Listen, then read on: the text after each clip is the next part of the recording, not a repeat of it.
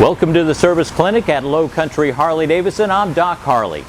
Every motorcycle that comes into the service clinic gets a 14-point safety inspection. It's a kind of a meet and greet for the technician to meet your motorcycle and to see how the health is doing on your motorcycle.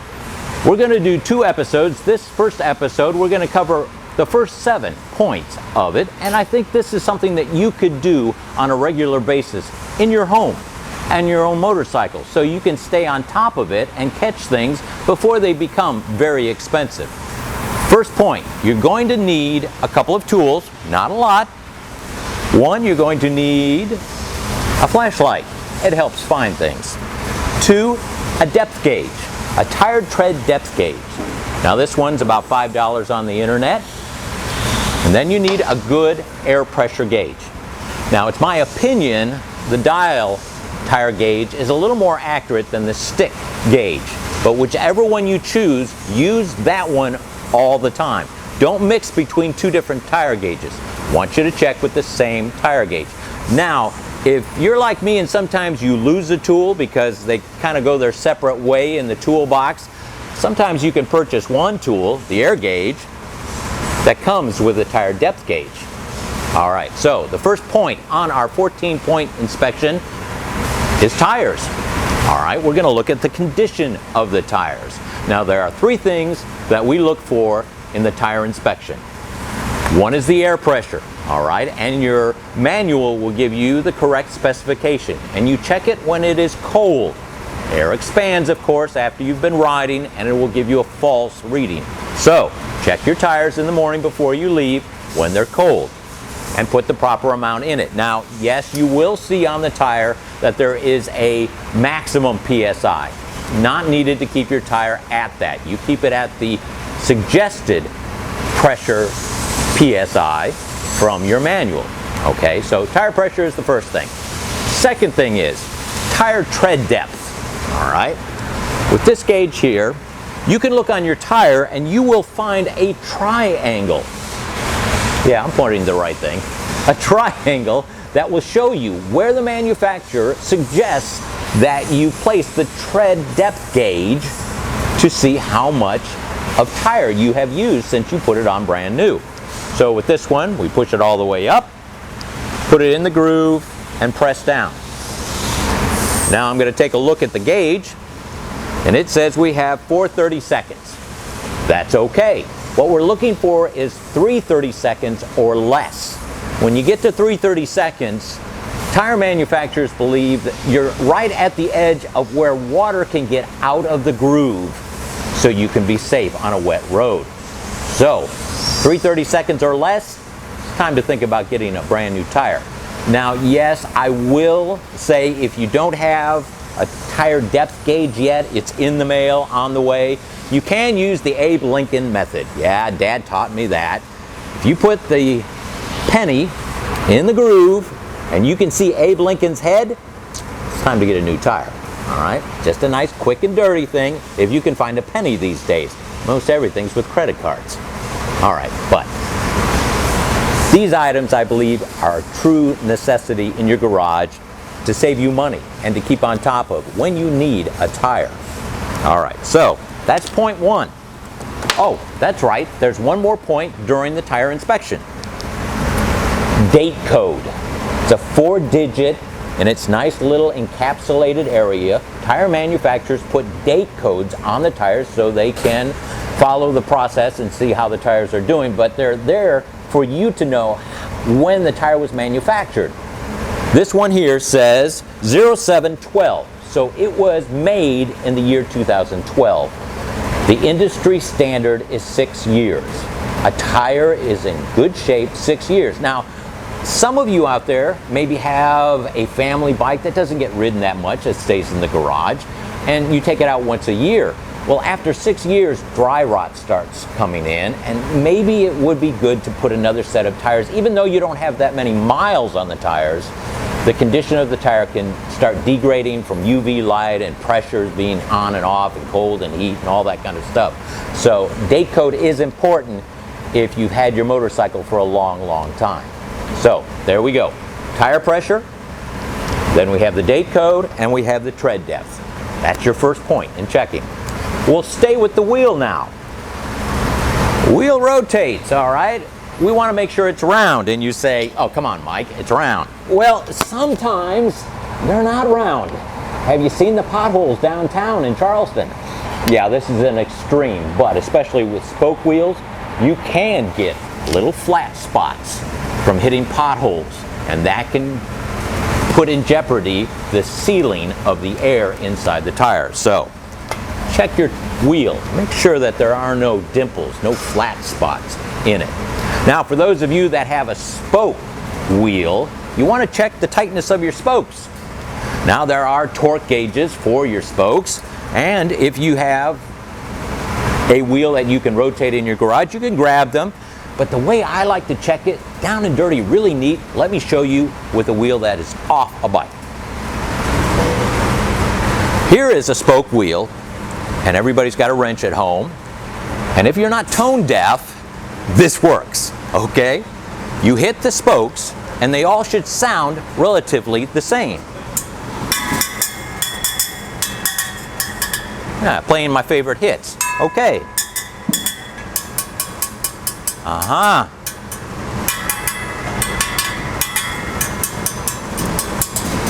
Tone. That can tell you that those spokes are backing off, are getting a little bit loose. If you're playing your favorite song on your spoke wheel and there's a flat note, bring it into the service clinic at Low Country Harley-Davidson. Let us check it. It may need to be retightened and your whole wheel trued up, all right? Especially the rear wheel. Spoke rear wheels get a lot of stress from the motorcycle torquing, starting from the start, and also a little fast acceleration. So keep an eye on your rear spokes especially. Front spokes we keep a look at because of the potholes and shaking them loose. So nice down and dirty, play a little music, you hear a little thud, time to have that checked. So there's the wheels. We've covered that in our 14-point. Now let's move on to the rear wheel and look at your belt drive. All right, next on our 14-point safety inspection is the Inspect Drive Belt and Sprocket.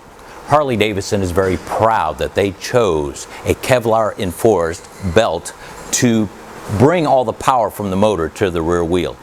There's less maintenance, it's light, it's efficient, but you have to keep an eye on it, all right? What we're looking for is on your belt, a good belt has round teeth, all right? Nice, clean, round teeth. They match the sprocket, which has good, clean, round teeth. All right, and as long as those two are kept clean and adjusted properly, your belt will last a very long time. All right, now the adjustment part of it, that's a tough one. Each motorcycle is a little bit different on the specification, and I want you to look it up in your manual. But some models come from Harley-Davidson with a measuring device.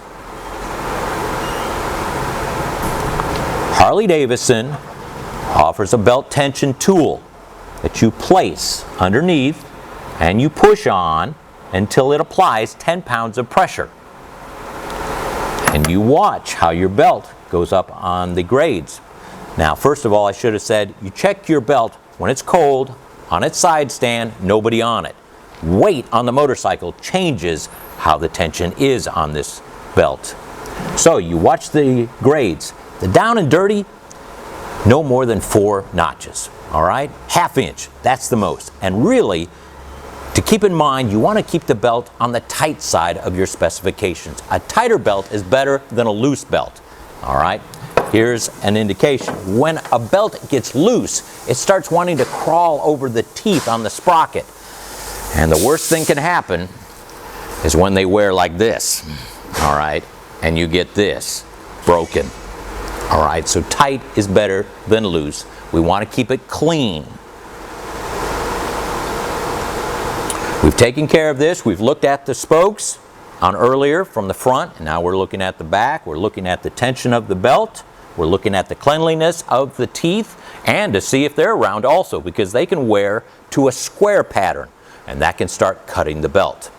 Let's move on to our next point, and that would have to be the brakes.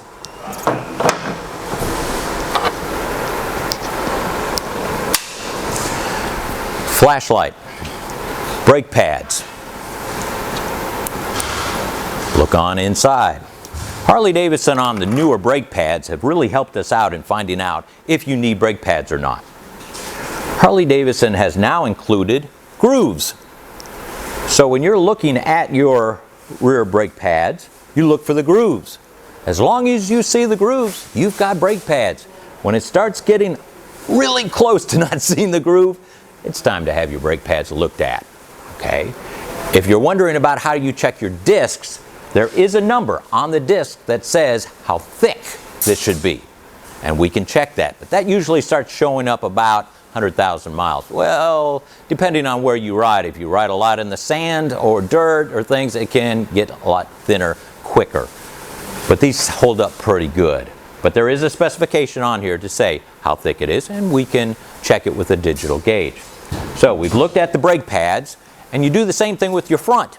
Just a nice little flashlight. Let's look for the grooves, see if you've got them. If you have an earlier model without the grooves yet, there's a specification on how thick the pads can be.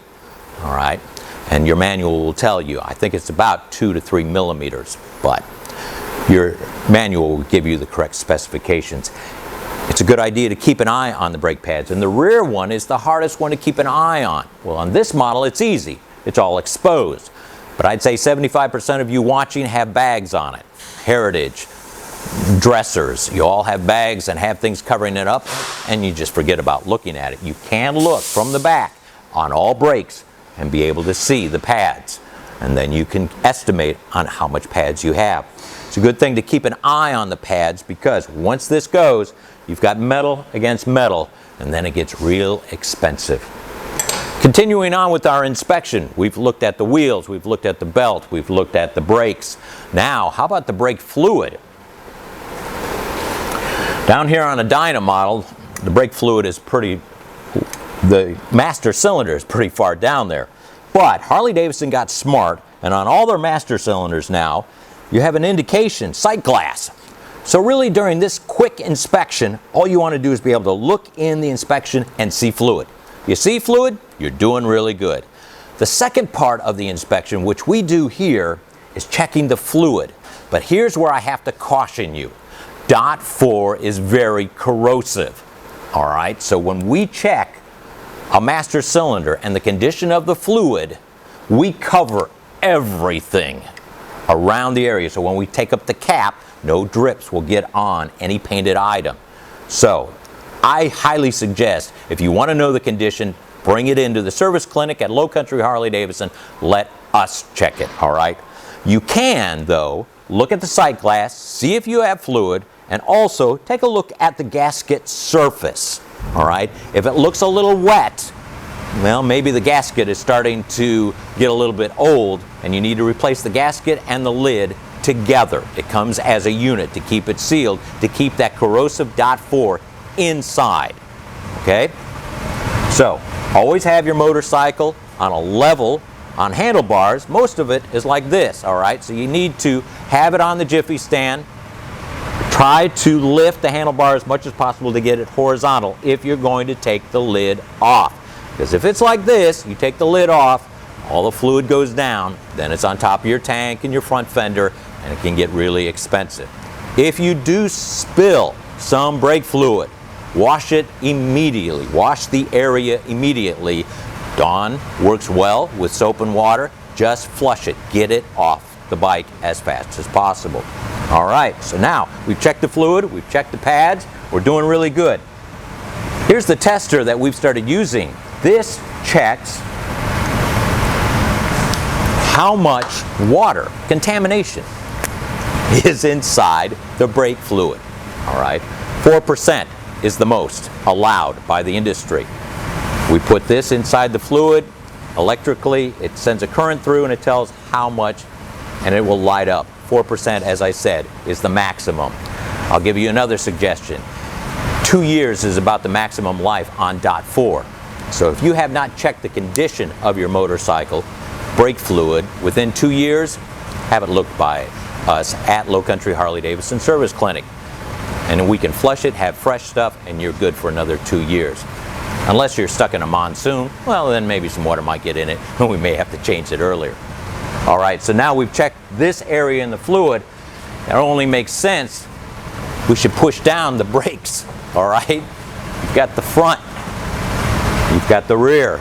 You want resistance, okay? You don't want your handle going all the way to the throttle, all right? And you don't want your foot to go all the way down till you hear a clunk. You want some resistance, okay? That's just a quick down and dirty, I've got brakes.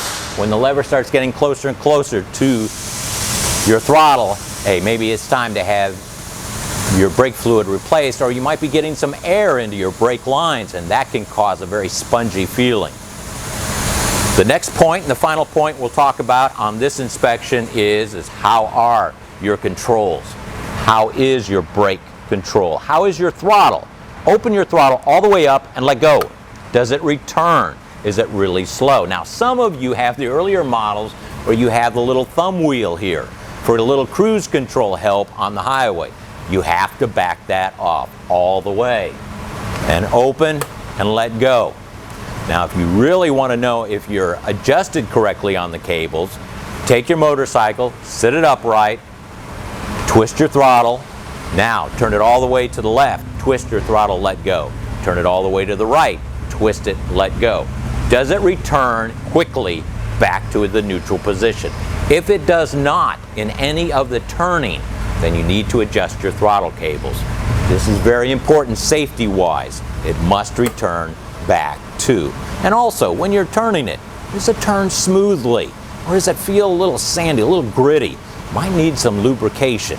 Same thing with the clutch lever on the other side. When you're applying your clutch, does it feel nice and smooth? Might need some lubrication, or it might be getting a little bit old where the cable's just has lost its plastic coating inside and it could need replacement. You want that clutch to pull in nice and easy so it's less of a strain and you want to have fun on your trip. Point number 7, check your electrical systems. Make sure everything's working correctly. It's real easy. First point, when you turn on your motorcycle, how's your indicator lights working? All right. High beam. Is your high beam working? Yes. All right. How about turn signals? Both of them indicating all right. And when you're applying the turn signals, you're looking at your front and your rear. Yeah, how often do you check your rear on your turn signals and brakes? And that's the next thing.